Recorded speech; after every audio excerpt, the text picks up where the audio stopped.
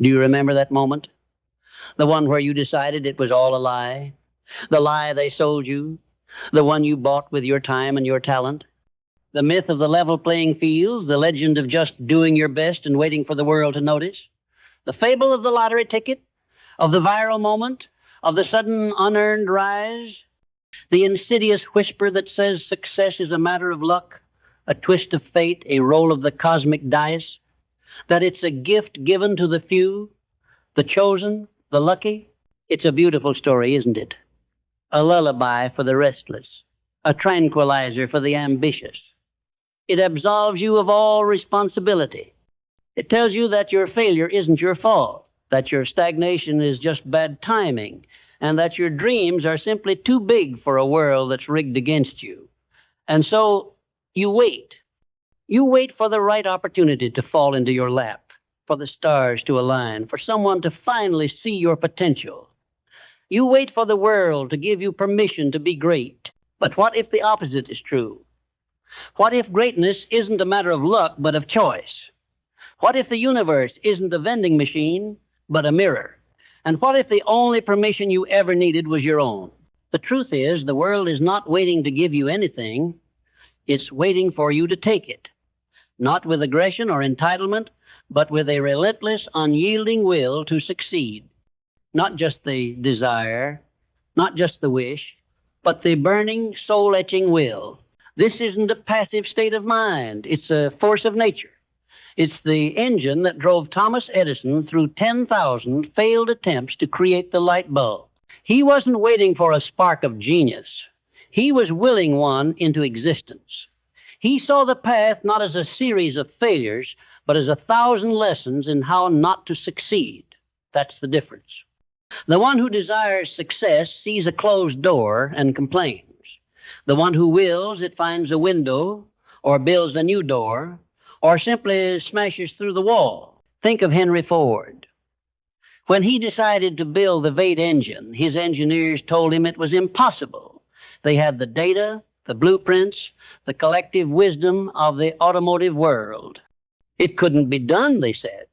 It was an engineering impossibility. Ford's response was simple, unyielding, and absolute. Produce it anyway. For 6 months, the engineers toiled, and for 6 months, they came up short. At the end of that time, Ford called them into his office and asked the same question. Are you still working on it? They nodded, defeated, and admitted they were no closer to a solution. Ford's reply was the same. Keep working. And so they did, and eventually they discovered a way. They didn't find it by luck. They found it because a man with an unbreakable will to succeed forced them to look beyond what they thought was possible. This will isn't some abstract concept. It's forged in the fire of decision. It's a mindset that precedes all action. It's the bedrock upon which all ambition is built. Before you can achieve anything, you must first believe it is possible for you. Not for someone else, not for the lucky, but for you. This is the first great battle you will ever fight. The battle against your own self-doubt.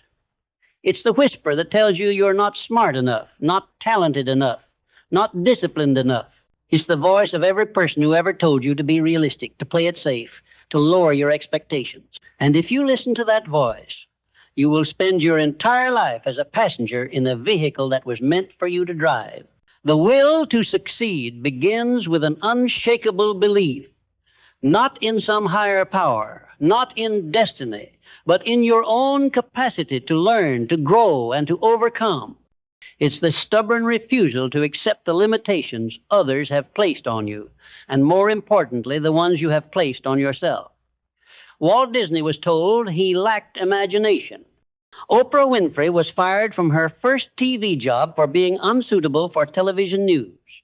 Abraham Lincoln lost multiple elections and endured countless failures before becoming president. The world told them they weren't enough. The world gave them every reason to quit. But their belief, their will, was stronger than the world's doubt. They saw not what was, but what could be. And they were willing to pay any price to bring that vision to life. You see, the will to succeed is not about being a dreamer. It's about being a doer. It's about translating that belief into clarity, What is it exactly that you want? The universe doesn't respond to vague wishes. It responds to specific, detailed, and unyielding commands. A wish is a whisper in the wind. A will is a blueprint etched in stone. This is the moment where you must get brutally honest with yourself. Not just about what you want, but about why you want it. Is it for fame, for money, for status, or is it for something more? Is it to create something that outlasts you? To solve a problem that plagues the world? To build a life of freedom, purpose, and impact? The what is the destination. The why is the fuel. And without that powerful, soul-deep why, you will run out of gas long before you reach your goal. The road to success is a long, arduous, and lonely one. There will be moments when your spirit is broken, your resources are depleted, and your resolve is tested. In those moments, the only thing that will keep you going is the burning fire of your purpose. This purpose, this vision, is what separates the dreamers from the builders. A dreamer sees the mountaintop and fantasizes about standing on it. A builder sees the mountaintop and starts mapping out the trail. This vision isn't just a picture in your mind. It's a living, breathing blueprint for your life. It's so clear, so vivid, so real that you can taste it, feel it, and smell it. It's the North Star that guides you through the darkest of nights, the anchor that holds you steady in the fiercest of storms. And this vision, once forged, must be protected at all cost. It's fragile at first, vulnerable to the doubt and cynicism of others. You must learn to guard it, to nurture it, to believe in it, with the ferocity of a lion protecting its young. Don't let anyone, not your friends, not your family, and especially not your own self-doubt, convince you that your vision is too big, too ambitious, or too crazy. Because every great achievement in human history, from the moon landing to the internet, was first dismissed as crazy. The will to succeed isn't a passive desire. It is a proactive, unyielding force that demands action. The world is full of people who want to be successful. It is filled with people who have big ideas and grand visions, but only a fraction of them have the discipline to do the unglamorous, repetitive, and often difficult work required to turn those ideas into reality. Discipline is the bridge between your goals and your achievement. It's the invisible force that pushes you out of bed when you'd rather sleep in, the quiet resolve that keeps you focused when 1,000 distractions are calling your name. It's not a punishment. It's a commitment. It's the promise you make to yourself, a promise you keep even when no one else is watching. It's the daily, minute-by-minute choice to do what you know you should do even when you don't feel like doing it. This is the secret weapon of the truly successful. It's not talent. It's not luck. It's the unrelenting commitment to the process.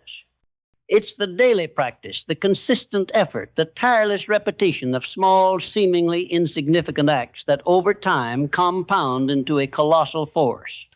You don't get in shape by exercising once a month. You don't build a business by working once a week. You don't master a skill by studying when you feel like it. You get there by showing up every single day and doing the work. This leads to action. Not just any action, but decisive, persistent, and intelligent action. The will to succeed isn't about just having a vision. It's about having the courage to take the first step and the discipline to take the second and the third and the 1,000th. You don't have to have it all figured out. In fact, you never will. The path will reveal itself as you walk it. The key is to start, to take that one small, imperfect step today, and then tomorrow, take another, and the day after that, another. This is where most people fail. They wait for the perfect moment, the perfect plan, the perfect conditions. But there is no such thing. The perfect moment is now. The perfect plan is the one you start today. The perfect conditions are the ones you create with your own 2 hands. Do you think Elon Musk waited for the perfect moment to start SpaceX? Or that Jeff Bezos waited for the perfect time to start Amazon? They didn't. They saw a problem and they started working on a solution. They knew that a flawed plan executed today is infinitely more valuable than a perfect plan that never leaves the drawing board. This action, this relentless pursuit of your goals, must be fueled by a deep and unwavering sense of gratitude. This might seem counterintuitive. How can you be grateful when you haven't yet achieved your goals? But gratitude isn't a reward for success, it's a prerequisite. It's the mindset that allows you to see every challenge as an opportunity, every failure as a lesson, and every small victory as a sign that you're on the right track. When you are grateful for what you have, the lessons, the setbacks, the resources, the people who support you, you attract more of it. Gratitude shifts your focus from what you lack to what you have, from what's wrong with your life to what's right. This isn't about being complacent. It's about being grounded. It's about understanding that you are on a journey and that every step of that journey, good or bad, is a gift. It's the recognition that the struggles you face are not punishments, but a forge for your character, a gym for your will. You cannot build true resilience without experiencing a challenge. The will to succeed isn't just about winning. It's about not being defeated by losing. It is about bouncing back. It is about understanding that you are not defined by the obstacles in your path, but by how you overcome them. The great ones, the true masters of their craft, didn't achieve their success in a straight line. They failed. They were rejected. They were laughed at. But they never gave up. Michael Jordan was cut from his high school basketball team. J.K. Rowling's Harry Potter manuscript was rejected by a dozen publishers. But they embodied the will to succeed. They saw every setback not as a sign to quit, but as a test of their resolve, a temporary detour on the long road to their destiny. This is where resilience comes in. Resilience is not the absence of failure. It's the ability to get up after you fall. It's the courage to keep fighting even when you're bloodied and bruised. It's the unwavering belief that your comeback will be stronger than your setback. Every challenge you face, every obstacle you overcome, every setback you endure builds a muscle that you will need for the next level. It's not a punishment. It's training. And if you refuse to train, you will never be ready for the opportunity when it arrives. This is a lesson the great ones understood on a visceral level. They knew that success is not a destination. It is a continuous process of learning, growing, and adapting. This is the final piece of the puzzle, a commitment to learning and adaptability. The world is not static. It is constantly changing, constantly evolving. And if you are not learning, you are falling behind. The will to succeed is not about being the smartest person in the room. It's about being the most adaptable. It's about being the most curious. It's about having a beginner's mind, always open to new ideas, new perspectives, and new ways of doing things. The world is full of brilliant people who failed because they were too rigid, too set in their ways, too confident in their own knowledge to see the writing on the wall. They believed they had all the answers, and the world passed them by. But the ones who embodied the will to succeed were never afraid to start over. They were never afraid to reinvent themselves. They understood that the only constant in life is change, and that the only way to thrive is to embrace it. Think of Steve Jobs. He was fired from Apple, the company he founded. But he didn't give up. He started a new company, NXT, and bought another, Pixar. And those failures and those new ventures gave him the lessons and the wisdom he needed to return to Apple and create the iPhone, the product that changed the world. That is the essence of the will to succeed.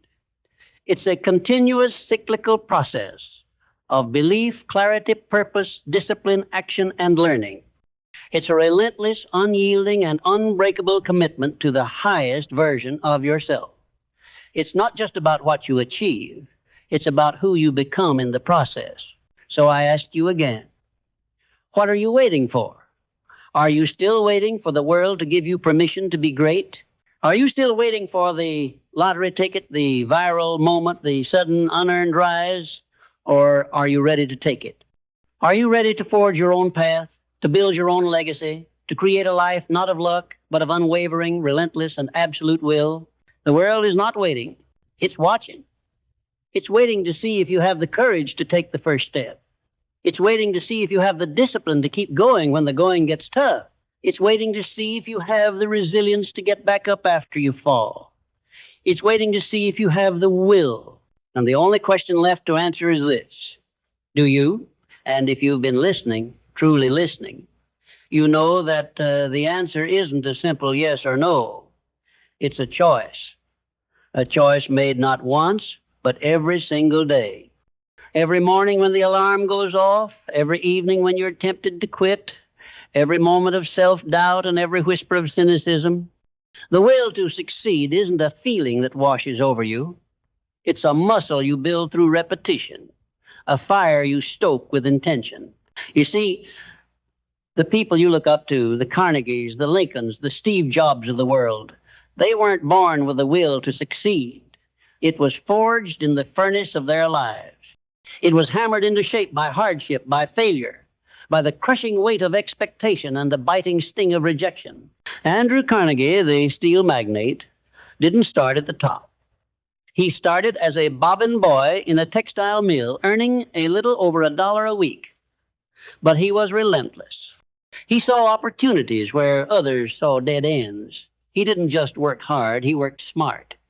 He learned telegraphy, invested in railroads, and eventually built a steel empire that made him one of the richest men in history.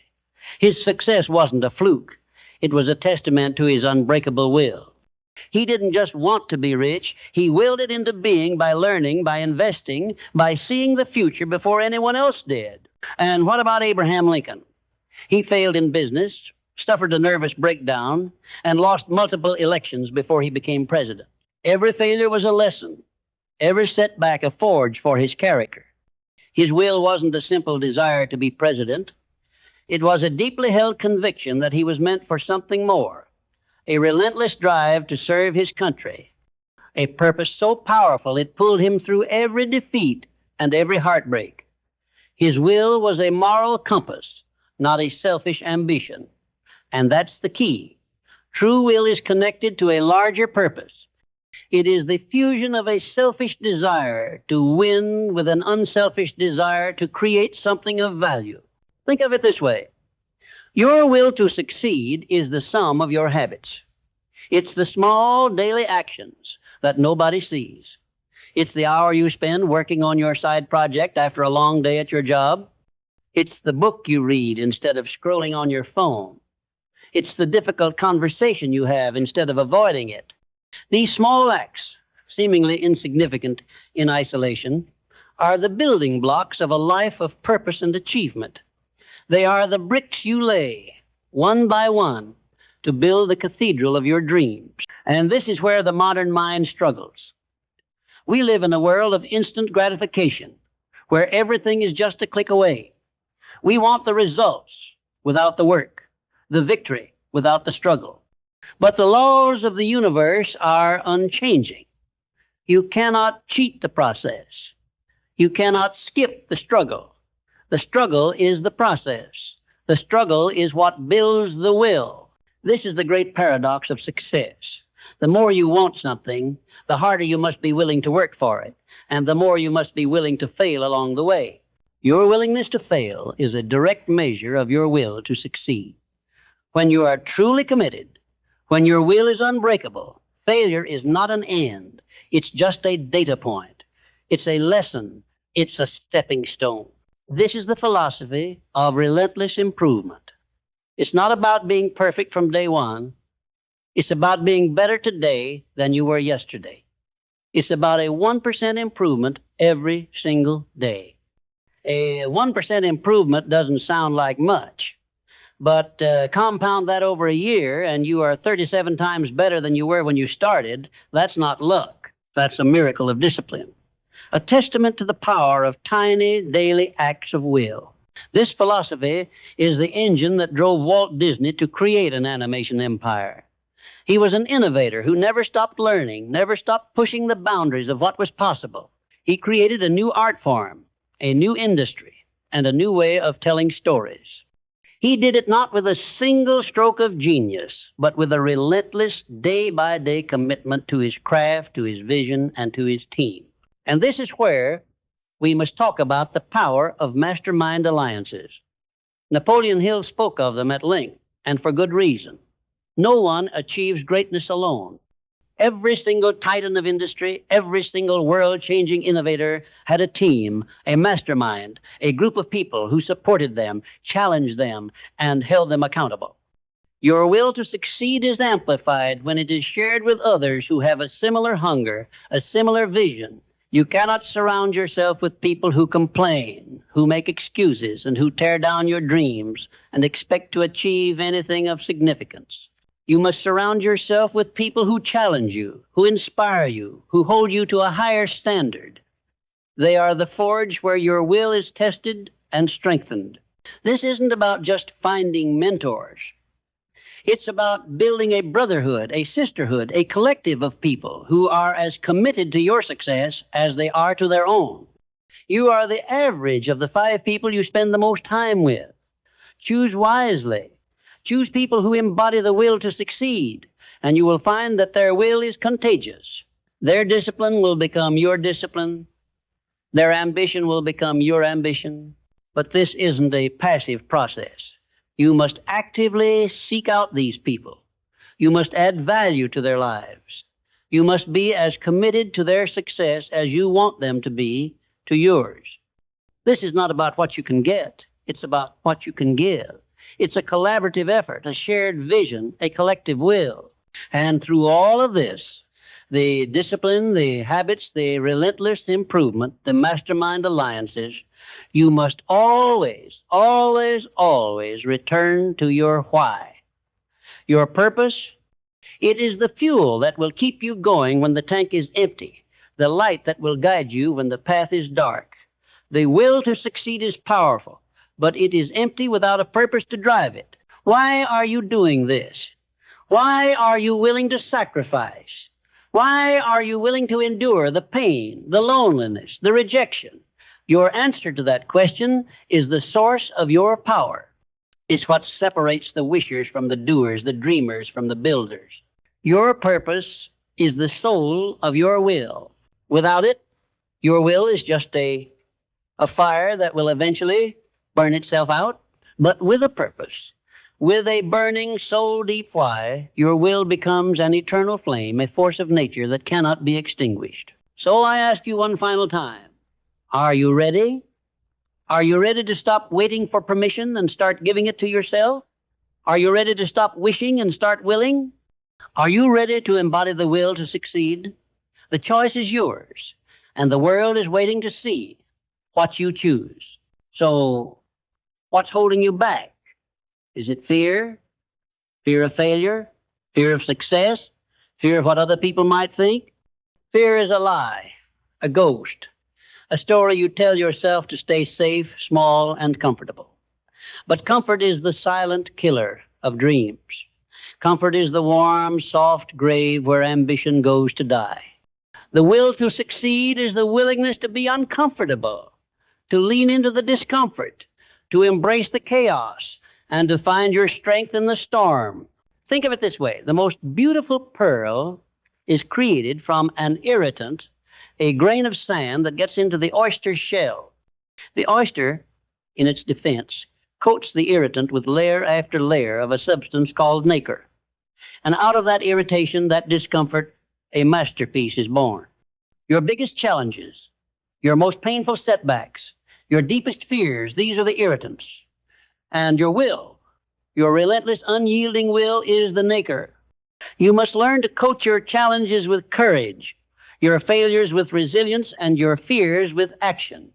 And when you do, you will create a masterpiece, the masterpiece of your life. This journey is not about finding the easy way out. There is no easy way. The will to succeed is the understanding that the struggle is not the obstacle, it's the path, it's the forge where you are refined. It's the crucible where your character is tested and hardened. And the more you embrace the struggle, the stronger you become. This is the great secret of the universe. The universe doesn't give you what you want. It gives you what you are. It gives you what you are willing to fight for, to bleed for, to become. It mirrors your will, your commitment, your hunger. If your will is weak, your results will be weak. If your will is half-hearted, your results will be half-hearted. But if your will is an absolute, unwavering, non-negotiable force of nature, then the universe will bend to your will. It has no choice because it is a reflection of you. And so we come to the final question. Not are you ready, but what are you going to do? Are you going to go back to the world of comfort and excuses? Are you going to continue to believe the lie that success is a matter of luck, a twist of fate, a gift given to the chosen few? Or are you going to stand up right here, right now, and choose to embody the will to succeed? The choice is yours. The time is now. The world is waiting for you to begin. It's waiting for you to stop waiting and start creating. The will to succeed isn't a destination, it's a journey. And the first step is the most important one. Take it. Now, what is it really that sets the successful apart? Is it some innate talent? A genetic predisposition to greatness? Is it a lucky break? A chance meeting? A serendipitous alignment of circumstances? We love to believe these things because they let us off the hook. They allow us to externalize our failures, to tell ourselves that the cards were stacked against us from the start. But the truth, the raw, unvarnished, and often uncomfortable truth, is far simpler and far more empowering. The truly successful don't have a greater capacity for luck. They have a greater capacity for action. They don't have a monopoly on talent. They have a monopoly on resilience. They don't wait for the world to give them what they want. They are willing to take it, not with aggression, but with a relentless, unyielding, and unstoppable will to succeed. This will is not something you are born with. It is something you forge in the furnace of your daily decisions. It is the choice to get up before the sun, to work when others are resting, to learn when others are scrolling. It is the quiet daily commitment to your vision, to your purpose, and to the highest version of yourself. This is the great work of your life. Not to find your purpose, but to create it. Not to discover your destiny, but to build it, one disciplined action at a time. The will to succeed is the engine of creation, the force that turns invisible thoughts into tangible reality. It is the invisible force that connects your mind to the universe, your dreams to your destiny. So I ask you, not as a question, but as a challenge, what are you going to create? What are you going to build? What are you going to do with this one wild and precious life you have been given? The choice is not a matter of luck. It's a matter of will. And the only thing stopping you is you. So stop stopping and start